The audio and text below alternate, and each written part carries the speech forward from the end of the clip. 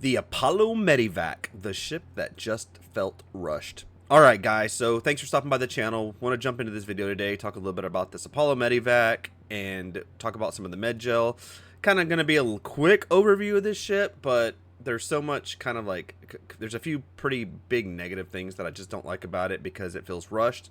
But to start out with, I just want to say that the outside of the ship, the outside of the design, I like it. It feels good. I like the kind of wing nacelles personally, just because I'm a Star Trek fan. So I kind of like the design. I kind of like that it feels a little squished and kind of flat. Gives it real, kind of like a more aerodynamic design, kind of like the Zeus, in my opinion. I kind of like the RSI ships like that. But that's kind of where it ends, right? So let's jump into this. Let's take a look around at this ship real fast, because the interior just, I don't know, it just feels unfinished to me. But what do you guys think? Leave comments. Let me know. Are you loving it? I know people who do like a lot of role playing or just specifically do medical may be loving this ship, but I don't know. Let's get into it.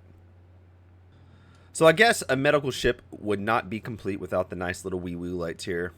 And like I said, the design, the outside of the design looks pretty cool. I do love this gold paint that they came out with. It's the black, white, and gold. I think that was a nice addition for the ship.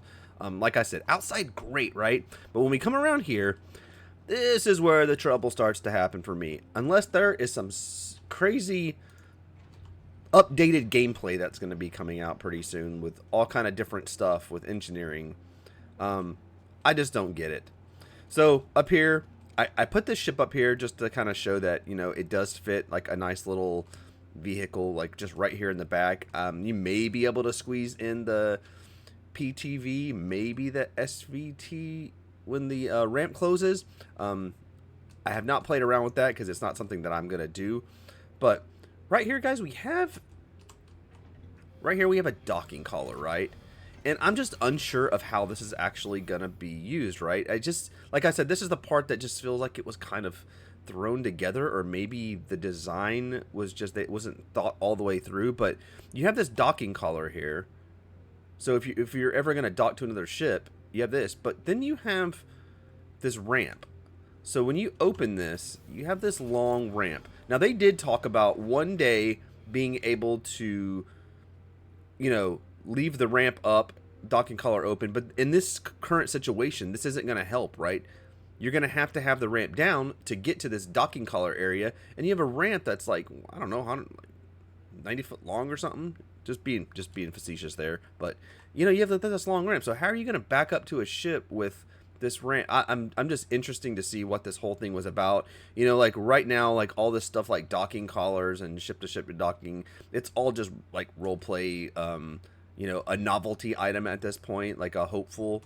But then you have this area right here, and it's just, I get that it's a docking area that's going to close, that's going to let you in for like maybe medical purposes, like again another kind of role playing thing, but it's just this wasted space. So we walk into here, and we have this big gigantic open area. So we come through like a smaller area door, but we have this big, if they would have just done a little bit better of a design here and opened it up, we could have at least had better access here. I'm not specifically saying just so that we could cram vehicles in this, but in the current state of the game and everything, it would have been like quite a bit more useful. Then we come in here, we've got, a little bit of storage, which was fine. I have no problem with that, except for the fact that now you're taking, 2 SCU boxes, or what could have been 4 SCU boxes. You're going to try to cram those through this door. 4 SCU boxes aren't going to fit, so you're limited to 1 and 2 SCU boxes. So there's that. Now you do have another one on the other side, and then we have our weapons, which is fine, medical ship weapons, and we actually have another weapons rack over here. Now these entry doors were like super interesting, because they're not like, you can't really tell that they're doors right at first, which is fine, because one time on this ship you learn real fast, okay, these are the doors, no big deal. So then we have on this side, I threw a tier 1, which actually gives you 600 MedGels to begin with, and I think that's going to be the thing. We're going to talk about MedGels here in just a second, but that's the thing that's going to like really help. I went with this because it gave me the ability to respawn more in the ship, which was great. Instead of having just the 6 like tier 3s, which I guess just depending on your gameplay, maybe your role play stuff, it could be cool. But as you're looking around here, guys, you're going like, where do people sit? If this is a triage ship, a medical ship, that's probably going to have like nurses or doctors or like like EMT type people. Where like kind of like where are they gonna sit? So we come further up. And we get to kind of, these are like where the components area, which is again why the rear access area just seems like just horribly designed. I wish there was like a big side exit ramp. And if you take a look at this picture, somebody did this. I literally ran across this. So shout out to whoever did this picture. How cool would this ship would have been if it would had these side ramps, right? Would have been extremely cool. So we come up to the cockpit. Excuse my voice, guys. Little horse here. This is again, there's no seats in here, right? So technically speaking, you have the 2 seats. You have the pilot and co-pilot seat. You have a bed where I guess somebody could sit, but not an official seat, like a jump seat. And then you do have 2 places here where people could actually sit. So I guess all in all, you could have seats for 6 people. So I guess that's not terrible, but like, it just feels like there should have been some jump seats in the back for staff to be able to pop out of those jump seats like they do all the other ships, and head down with the gurneys or whatever to get the people. But that's just my 2 cents on that, guys. Seriously, what do you think about that? Like, are you finding the seats to be a problem or anything, or is it kind of, am I feeling like it's just me? Like I said, it just feels unfinished. The ship just feels rushed. It feels like they rushed the interior on this. They didn't really think it out. They needed to get something out. They needed to get some sort of medical thing out, and this is just what we have. I would love to see them take another pass on this and add some seats. I know it's a simple thing and the seats aren't all that useful, but if we've got a bathroom, it makes sense to have a seat, right? Some seats for our staff. So right here we have our kind of little extra elevator here with our glass that comes up, which is cool. You can fit, it doesn't look like you can fit 2 people on it, but you can fit 2 people on it, which is kind of nice. And guys, that's literally kind of my TED talk on the Apollo. I think they really missed a point on this one. I feel like this could have been like such an epic ship with the size, and it doesn't feel right to me. But again, what do you guys think? So let's talk about the MedGel. Let's talk about this MedGel thing. This is going to be just a short TED talk on MedGel, right? So we have these beds. They come with MedGels, and when the MedGel starts running out, you have to restock it. So let's say this. Okay, let's say this is 600 here. So this is a tier 1 bed. It has 600 MedGels. That if we stocked it ourselves, that'd have been 600K. So let's say we got all the way down to like 100 MedGels. We respawned 5 times, and then now, hey, we've got to heal. So we're going to heal, and then the MedGel is going to go down to like whatever it is, like 95, 80, whatever our injury was that the MedGel that it used. Well, now you don't have the ability to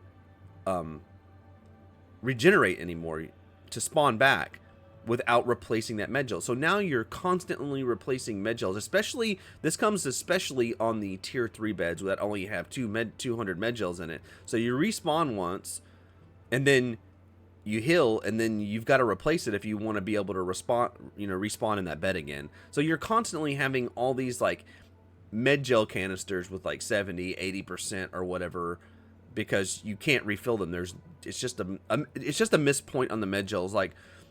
I wish they would have done something that we could have used the MedGels, like stuck them in a machine or stuck them in the bed, and there was a button to click on the bed where you could consolidate MedGel canisters, right? So you come up to the bed, you have like 6 canisters, you stick the 6 canisters in this bed, and you hit like with the weapons, you hit like Alt F1, and it consolidates all of them into like 2 or 3 canisters that are full, so that you can actually use them to respawn. But that's the only thing I have about the MedGels. It's like another half-baked thing, another tier -0 implementation for me. I wish these little simple things that change the whole gameplay of the system would have been better. The ability to have the MedGels in your inventory and be able to actually combine them. Again, just a high point there that I think's just, you know, just always missed, not thought out.